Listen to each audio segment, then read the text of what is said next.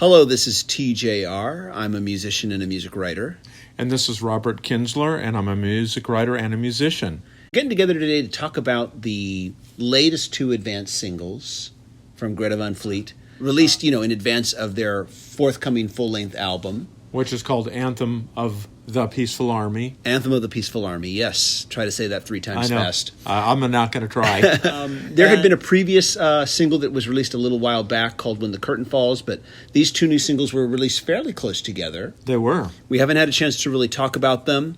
But also, along with talking about these singles, there's something that has occurred to me about this band that I want to kind of share with you, Robert, and I kind of want to get your opinion on and just kind of talk about kind of the phenomenon and the kind of the division that this band has kind of created amongst music listeners, where some people are just totally loving them and some people really want to hate them. So let's talk about the two tracks. Now, the first of the two of them was Watching Over. Right. Let's just kind of talk about those for a little bit. Did you like the song? Oh, loved it. I'd kind of describe it as a power ballad, and definitely pulled out of the 70s hard rock style. Bands like I think like Bad Company, Led Zeppelin, a lot of those bands of that era come to mind. But it's just a great song. It stands on its own. I mean, it recalls, or should I say it draws comparisons with some of these bands from that era, but I think the song stands alone on its own. What do you think? It actually took a little while to grow on me. This is, like, for instance, When the Curtain Falls immediately hit me. I immediately liked it. This one didn't hit me right away as like, oh, I'm digging this. It took a few listens. It's funny you mentioned Bad Company, because I really thought that when the track opened, before the vocal hit, it felt to me like something Bad Company would have done, more than Led Zeppelin, which is what Greta gets most compared to. Exactly. I fully agree with that. For obvious reasons, which I think everybody is pretty agreed on as far as that. But I felt it was more Bad Company-like, of course, until the vocals came in. Right. I've gotten to like it more. It has this kind of epic journey sound to it, even though it's under 5 minutes in length. In fact, I think it's under 4.5 minutes. But it's kind of got that epic journey sound. There's that ending where the lead singer goes into some kind of stuff. Then it feels very Zeppelin-like in that respect. Good song. Now, but the second song now, Lover Leaver, that one, of course, much more upbeat. Yeah. And I enjoyed that song too. Oh yeah, very strong rocker. Great guitar work on that one too. From and hopefully I don't mess up the name, but I know it's the three brothers in the front. But that one's Jake Kishka. Am I pronouncing that right? I think so. I think so. Yeah. But wow, there's some just phenomenal guitar work on that song. I think right from the beginning, for me, when I first listened to their, I guess it's being referred to as their EP, I thought it was a full-length release, which was about 9 songs, I think. But now they're saying that's just an EP. This is their first full-length album. Yeah, that's the way that it's being promoted and being identified, yeah. Yeah, I mean, to me, a 30-minute album is still an album. Anything above 6 songs is still an album to me. As I listened to the last release they did, I really thought that it was primarily the guitarist and the lead singer who really had those Zeppelin chops. And I remember I said, so what else is the drummer going to do but play Bonham style to that? And the bass player I thought was good, but I felt like it was the guitarist and the lead singer who really stood out and shone. With these newer songs, I feel like both the bass player and the drummer have really upped their game. Between the last release and what we're hearing now, they've upped their game a bit. They're pushing themselves harder to try to be that much better and to challenge themselves and to challenge other musicians. I agree with that. So far, these 3 songs that have come out, I've been very impressed by them. And I'll tell you, just in prepping for the show today, I mean, it's unbelievable, the numbers like on YouTube. Is what how I was listening to him in the video. I know When the Curtain Falls has been out for a while. The video, I think the official video was posted about a month ago. It already has 3.3 million views. Really? So obviously there's a lot of interest in excitement about this band. I mean, they played at Coachella. There weren't many rock bands that played at Coachella in 2018. So they're making inroads into a music scene, at least here in the United States, where rock and roll is just not as prevalent and as significant I would say, as it has been in the past. Even like in the '90s, where you had Nirvana and Pearl Jam. Now dance music, EDM, other hip hop. There's a lot of other styles competing for people's ear time, and but it's great. I know, like. Some of the comments, it was fun it's almost as fun as it is to listen to Greta Van Fleet. It's great to read the comments and and kind of the controversy and the people fighting back and forth. But one comment really stood out. This person wrote, I'm here to enjoy, not compare. So obviously, I think most people will hear this and hear the similarities to Bad Company and primarily to Led Zeppelin. But there's no denying the excitement and the passion and the talent of these four musicians. When the last song came out, I did a video on my own where I talked about it, and I had said that I sensed nothing false about the band. Just because they sounded like Led Zeppelin didn't mean that it was like this.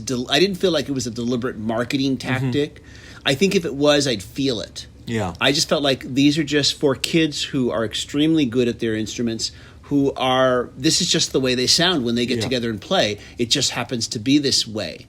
And I didn't feel anything false about it. I also, one of the things I don't like about the naysayers about this band, it's fine if you don't like them. That's fine. There's nothing wrong with that. What I don't like is their snobbish arrogance. And I'm not saying this is true of everybody who dislikes the band, but my experience has been that the people who don't like this band, there's a snobbishness to them. There's a haughty arrogance to them where they feel like, they look down condescendingly on anybody who's enjoying the band because they're just enjoying them. Yeah. And it's kind of like, I'm so much more elevated from you because I can tell they sound just like Led Zeppelin. There's real arrogance to them. And I just want to bitch slap every one of these people. I want to personally bitch slap them because I think they need it. Okay, so with that said, do they sound that original? No, they don't. They sound like Led Zeppelin. They're not blatantly ripping off any songs. That's right. If I take these songs apart and compare the chord structures, no, they're not. They're also not the first band to sound like Led Zeppelin. There was Whitesnake, sounded a lot like Led Zeppelin. There was Kingdom Come, and there have been bands that echo Led Zeppelin but don't sound completely like them. I remember Band of Skulls. Definitely had a Zeppelin blues British rock sound to them. There have been other bands that have sounded like Led Zeppelin. This is not the first. But you think how influential they are, and so many bands have mined the Beatles. Yeah, over the years, and they've not been treated. Let's be honest. Badfinger mined the Beatles. Badfinger, they had Paul McCartney. Big time. And Badfinger is revered as they should be. They were an amazing band, and so. I don't this is a unique beast, and I don't know if it's because of the era we live in or what, but other people have tried to have this kind of success, maybe tapping into their heroes. But let's be honest, Greta Van Fleet is having that success. But you know what? They are a fun band to listen to. Yeah, they really are. I've enjoyed the songs. There was, you brought up a real interesting point here that I hadn't thought of. Nobody said, hey, Badfinger, you sound like the Beatles. I'm not going to listen to you. You guys suck because you sound like the Beatles. And I've heard other bands sound like the Beatles too, or even bands who do a one-off song that's deliberately Beatlesque. Yeah. Well, let's say like the Monkees' Pleasant Valley Sunday. A lot of people compared that to, what was it, Day Tripper, Paperback Writer or something. I forgot the exact compare. But Pleasant Valley Sunday, you listen to it today in 2018, it stands alone. That is a phenomenal song, and it's a great performance that the Monkees turned in. I know it was them singing, and they had the Wrecking Crew or somebody backing them up and stuff. But let's be honest, that recording stands the test of time 50 years later. Yeah. And it's too early to know how Greta Van Fleet will play out. But this band, aren't they all like under 21? These are extremely... They're kids. They're extremely talented. They're passionate. They're able to deliver what they do in the studio. They're able to deliver live. At Coachella, when they did the live stream, there were some technical issues. You know what? They soldiered on, and they delivered a fantastic performance and got a lot of young people really excited about good old rock and roll with a swagger and a determination and stuff. I find it very exciting, call me this old grizzled rock critic, but I'm enjoying them. And that's something you brought up before we started to record. You had mentioned that one thing that you feel that Greta Van Fleet has that a lot of today's rock bands are missing is, you said to me, they have that swagger. that a lot of 70s rock had, and I don't hear it anymore. Yeah, I don't hear it either. And, even some of the hard grunge bands, because they looked almost like disinterested, like they're looking at the ground their entire performance. And you and I, we don't need to target and be negative about bands, but I've gone to concerts. Back in the 90s, I was reviewing tons of shows for the Orange County Register. I saw a lot of, whether it was Pearl Jam or whether it was Blind Melon or Alice in Chains, whoever it was. And you know what? Greta Van Fleet is able to skip beyond the past previous to those bands when rock and roll did have that swagger, and that's what, whether you want to call it arena rock, whatever you want to call it, but there was an excitement, people going to those shows, seeing those bands, connecting with them, and Greta Van Fleet taps into that. That's not something you've really seen. Even when I saw Band of Skulls at Coachella, they did not have that. They were a great band, but they did not have what Greta Van Fleet has. The swagger. And, that swagger. Yeah. That whole thing, and it's something that when you see it, you know what it is. And I'll tell you, I want to talk about Band of Skulls for a moment because I really love that band, and they were one of the first bands that I ever talked about on Music Worth Buying. Exactly, and then and that's why I sought them out and saw them at Coachella because you brought them to my attention. Their music is exciting, and it has that Zeppelin excitement to it. Yet they never got that kind of acclaim. No, they never. They did. never got that huge. No, they never did. Push, and I thought, man, why aren't anybody? Because you listen to it, it's got that raw excitement. Maybe it's the live show because I never saw them live. Yeah, I saw them live, and they were good, but they didn't connect it with the audience the way that I see Greta Van Fleet is connecting with audiences. Yeah, and the way that they've got an showmanship. Yeah, the showmanship, and they've been able to tap into something that they're filling a void. I guess you might say people people that are hungry for that. Whether it's an older audience or whether it's young people in their teens and early 20s looking for, they're tapping into that, and now I think these first three singles, I'm very excited to hear the full album, which is Anthem of the Peaceful Army, which is coming out here in a few weeks. In October. Yeah, in October. I'm looking which is not far away. Yeah, looking forward to hearing that. The people that are dissing them, like you would say, it's like little snide comments. They can't. I mean, I don't know how you can say that these guys aren't good because they are very good. Yeah, you try to sound like Led Zeppelin. There's a YouTuber named Music Is Win. And he's a guitarist. He does great videos, and he talked about Greta Van Fleet, and he read a lot of the negative comments, and he said, you are the same people that have been complaining about phony pop music and a band who really plays for real and are really good musicians, and you're upset with this. He said, you try to sound like Led Zeppelin. Tell me how easy that is.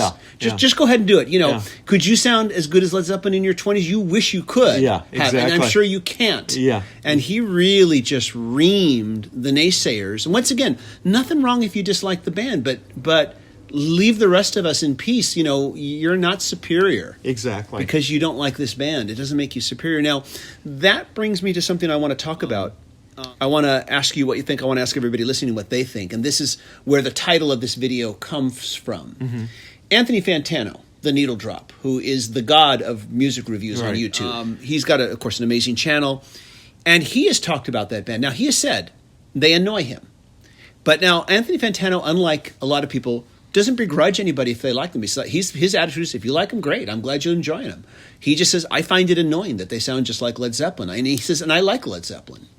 But I just find it very annoying. And everything I've listened to, I've tried to be open, tried to hopefully think I'll like it. I don't like it. It just bothers me that they sound like them. I'm just not into it. Nothing wrong with that. He said, and then he said afterwards, I'm sure that the very thing that I don't like about this band is the reason why they're getting this growing following, why more and more people like them, because they sound like Led Zeppelin. He said, I guess it's a nostalgic, it's rekindling a nostalgic connection that they haven't felt in a long time. And this is where...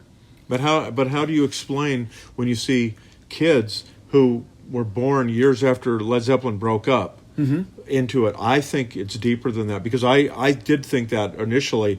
And if all the people going to their shows were in their 40s, 50s, 60s, I would say, yeah, that's right. But those are not the only people going to their shows. There's a lot of young people really passionate. It's like I told you once, like when I went to a zombie show once, I was one of only a couple older people there. Most of the people at the show probably were born 30 or 40 years after the zombies got together. It was amazing. I think that young audiences are hungry for really great rock and roll, and especially when it's delivered in such a powerful and potent way as what you see with Greta Van Fleet. That's an interesting point, and I hadn't thought of that. And I've been to Coachella most years, but some of the years I've also watched the live stream because that's weekend one and stuff. And you see a lot of bands, and people are, seeing they're maybe moving to the music, but Greta Van Fleet is different. Oh, okay. Yeah. Because suddenly as I thought about what Anthony Fantano said, I thought to myself, maybe Greta Van Fleet is the crack cocaine of rock, and I'm gonna take a sidestep here. You and I are both comic fans. Right, exactly. We both are old school comic fans. Right. And back in, I think, the late 90s, early 2000s, Marvel Comics released a comic book called, and stay with us, this will make sense. They released a comic book called Avengers 1.5. Uh-huh. It was a story that took place between Avengers 1, which was published in the 60s, and Avengers 2. And this was 1.5. Uh-huh. It was drawn in the old style of the way those comics were drawn back then. It was written at the time. It was a contemporary book, but it was a story taking place between the first two issues of the Avengers published in the 60s. Only this came out like I said, I think late 90s, early 2000s. And it was a really well written comic. It was a really well drawn comic. It was incredibly enjoyable and fun. And there was a critic in the Comics Journal magazine. This is all before the internet had really blown up, or before there was any internet.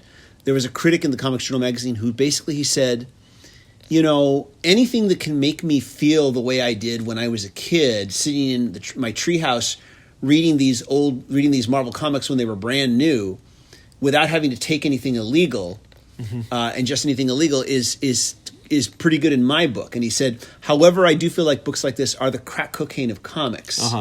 Because they're taking everything that your nostalgic memories about these old books that are now old books that weren't when you were a kid, and they're infusing it and amping it up a little bit, turning the volume up a little bit higher, but they're playing on your feelings of nostalgia. And so I kind of thought to myself, is Greta Van Fleet, is this a similar thing with Greta Van Fleet? Are they the crack cocaine of rock in that you don't have to get used to their style, because you already know it.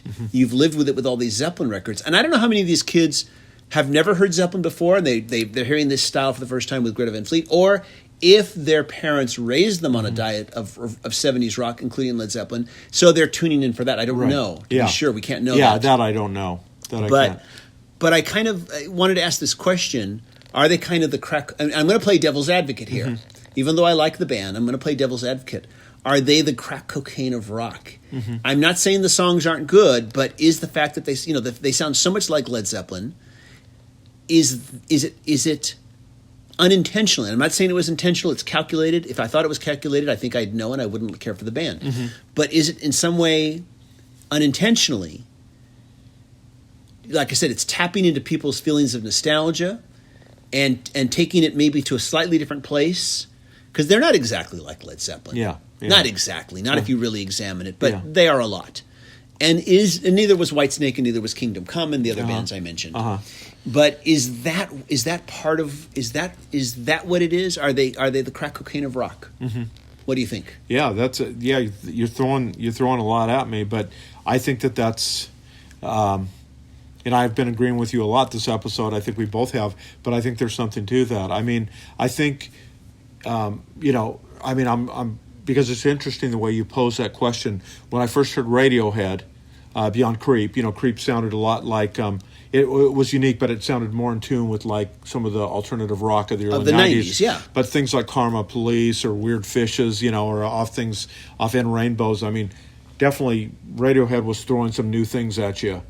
So you sometimes had to really listen to it and kind of immerse yourself. Greta Van Fleet, if you're familiar with Led Zeppelin, if you're familiar, you're going to get it right away. There's no acclamation needed. No, you know that musical language and you get it from the get-go. Yeah. I mean, so Yeah, I guess I'm going to have to agree. And to be purely honest, I'm going to agree with you. It is kind of the crack cocaine of rock and roll. Yeah, but does that make it bad? No, not in this case. It's like I said. It just for the thrill of just enjoying a great listen, cranking it up, and hearing these guys go at it. It's fun. And when I first listened to From the Woods. And am I getting the title right? I'm blanking out now here because I haven't looked at it for a while. Do me a favor. Go ahead and look this up here real quick. I think the album was called From the Woods. Okay. The first. Okay. I call it their first album, but when I first heard that album, I said, I'm enjoying this so far, but let's see what happens in the future. I don't know how long they'll be able to sustain the whole "we sound like Led Zeppelin" thing before it gets old. There was From the Fires. From the Fires. Yeah, Sorry, not From the Woods. Yeah. Yeah. Okay, From the Fires. We're old. Yeah. Forgive us. And I'll make a comparison. There was a band called Airborne that I once reviewed on our Music Worth Buying show. Right. And they sounded just like AC/DC. Yeah, they did. I mean, exactly like AC/DC. But I said to myself, when I listened to the album, I said to myself, if I didn't know this was a different band, if I thought this was AC/DC, would I still like these songs? And the answer was yes. Yeah. I thought the songs were good. And so it didn't matter that they sounded like AC/DC. I mean, they totally aped AC/DC as far as the sound, the style, the language of it. But the songs were original. And they were I felt they stood up with the best AC/DC songs out there. Yeah. That they stood up right there with them. And, I said, but I don't know if I'll like the second one that I hear. And the second album I heard after that one, I was not as into. They still sounded like AC/DC, but it just didn't. The novelty was gone for me. Yeah. So I've kind of wondered, how long will I outgrow the novelty of this band? Yeah. Will other listeners, fans, outgrow the novelty? We'll see. That remains to be seen.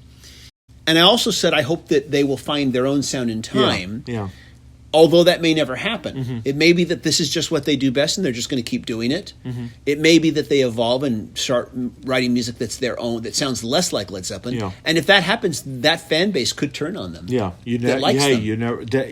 That's much more likely to happen today than it would have probably in the 60s and 70s when people, I think here, again, thinking primarily about the Beatles, but even Led Zeppelin toward their last album where bands would change and radically change, and yet they seem to be able to take their audience with them on that ride.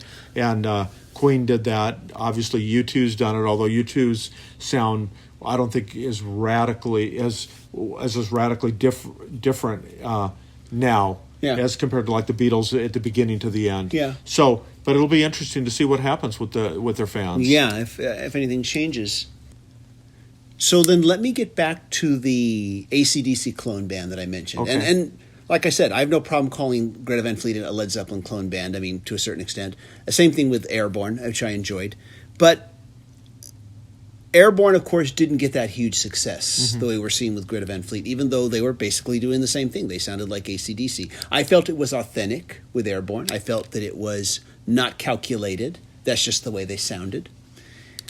But as Greta Van Fleet gets more and more popular, I could see record labels saying to themselves, let's look for another band that sounds like another really well-known famous band. Couldn't you? Oh, yes. Yeah. That could definitely happen. And that could create a certain amount of burnout, I think. There was a band that I mentioned in my Monday singles, new track discoveries videos that I do every Monday. They had a song that I said was totally channeling Creedence Clearwater Revival. And it was a great track, but it totally channeled Creedence. In my review, I said, all I've heard is this one song. That's all I've heard is this one song. So I'm not 100%, I don't know if the whole album is going to sound like Creedence or it's just this one song. We'll see what happens. But could you see this as like a genre of its own where you get a band that sounds like Queen, you get a band that sounds like Creedence, you know what I'm saying? Yeah. Oh, I agree with you. What might be a great outcome from that, though, is that let's say you kind of build into an audience, widespread-wise, this love for rock, this love for great songwriting, and then along comes a band. Like I'm thinking like the Smithereens, how they blended AC/DC and the Beatles together. Yeah. They mashed them and created something fully their own, fully original. Maybe that will be the outcome of this. Let's say somebody comes along and they're somehow able to kind of take some elements of Led Zeppelin and fuse them with some elements of the Beatles or the Stones or something, and as a result they come up with something that doesn't draw immediate comparisons with with a specific band or bands. That's a possible outcome, because I think that's what's happened in the past too. Like, Cheap Trick, they said, oh, they kind of sound Beatles or like Big Star or whatever they sound like. I think Cheap Trick became this fully original band that only sounded like Cheap Trick. Yeah, and I think that is very possible too out of this, and that could happen with Greta Van Fleet as well. They might, like you were saying, they might mature, they might kind of further explore, kind of their own artistic whims, and then they come up with something very different than kind of what we're hearing on Anthem of the Peaceful Army or From the Fires. Personally, I hope that happens, because I think eventually you can only take the novelty, even if it's an unintentional novelty, right. You can only take it so far. Right. And you will have to change. And Led Zeppelin, you look at their first album, when they were more blues influenced, and then you look at them later on down the line when they really got influenced by Eastern music, how much they changed. The blues never left, but the Eastern Indian music influence really brought them to a whole different level. Oh, it did. So I am hoping that, maybe Greta Van Fleet will hear something, start to get influenced by something else. Hopefully not Indian Eastern music, but start to add that in and start to slowly change their sound and take the audience with them. And that if we do see other clone bands, for lack of a better words, other revivalist bands that sound like a revival of another band, that will then lead to, if that gets more popular, that will lead to newer bands fusing the sounds of these revivalist bands, right. So that we are starting to create new and interesting things, and that will happen. Yeah. But right now I think, like I said, this band, I think the part of it is, like you said, you already know the language. Yeah. You don't have to acclimate to it like you would with Radiohead. Exactly. Or Sigur Rós or Devotchka, or I'm thinking about Drive-By Truckers. Yeah, there's been some really. I don't know if you want to call them art rock or art damage, but there's been some bands over the last 20 years that have really pushed the envelope, but they've got away from the swagger. I know I'm kind of repeating myself. Yeah. But, and maybe that's, and like I said, that's kind of like how the pendulum can swing time to time. Yeah. A certain kind of musical or approach, like when grunge was so big and everybody was on the grunge bandwagon. Yeah. And then a band like the Cranberries didn't sound like grunge, and it kind of made them exciting, or Garbage, where they fused rock, alternative rock, with electronica, and they were excited. So it's good to have this mix of different styles and different genres and have it all, and kind of see where people go with it and stuff, and the greatest artists are going to push themselves and explore new areas. Yeah. For now, I'm just glad that we do have these band of these four kids who are definitely pushing themselves as musicians to be better. Yeah. And I think that's part of what's missing, I think, in a lot of rock. Just beyond the swagger is the sense of competition that did exist when we were growing up in the 70s, where bands would try to outdo each other. Right. They would try to blow away who on stage. Exactly. Who can play more, who can do something even just more, push that extreme of musicianship. And I think that's the thing, is creating that sense of competition when bands really competed like sports teams, to see who could outplay who. And I think that's been missing from rock. I agree with you very much. We're not challenging each other to say, "Oh, you're going to do this? Fine. I'm going to go one step further and do this." That existed. Yeah. Brian Wilson heard what the Beatles were doing and said, "We're going to do Pet Sounds. We're going to push further too." It's I think we need to return to that. No. So well stated, and I find here I am again agreeing with you, but that's a well. good thing. Stop agreeing with me so much, doggone it. I know. We'll get in a fist fight when we're after we're done. After we're done, or something. We'll film the fist fight and we'll charge tickets. Yeah, that's right. Yeah, pay-per-view or something. Exactly. Yeah, it'll be good. Okay, so anyways, though, do you have anything else you wanted to add? I'm looking forward to hearing Anthem of the Peaceful Army. And we'll have to get together and discuss that we will. And all the tracks and see what our favorites are. And if there's other insights or things that kind of emerge after listening to the full album. And again, that comes out on October 19th. And very much looking forward to that. Yeah. And anybody listening right now, if this is your first time Be sure to subscribe to the channel. Robert and I do a semi-regular show called Music Worth Buying, where we explore and review new releases and recommend. It is strictly the releases that we're excited about, new albums we're excited about, that we want to recommend to you. And we talk about those albums and we play clips. So please subscribe so you can know when those episodes come out, and be sure to click notifications so you can know. And of course, there's all the other videos that come out on the channel that I do by myself and the ones I do here with Robert. So please, everybody, if this is your first time, please hit subscribe. Click notifications, and tell us what you think. What are your thoughts? Do you think Greta Van Fleet is the crack cocaine of rock, or do you think there's more to it than that? Let us know what you think. And till next time, this is TJR. And this is Robert Kinsler. And we will talk to you all soon. Take care, everybody. See you later. Bye-bye.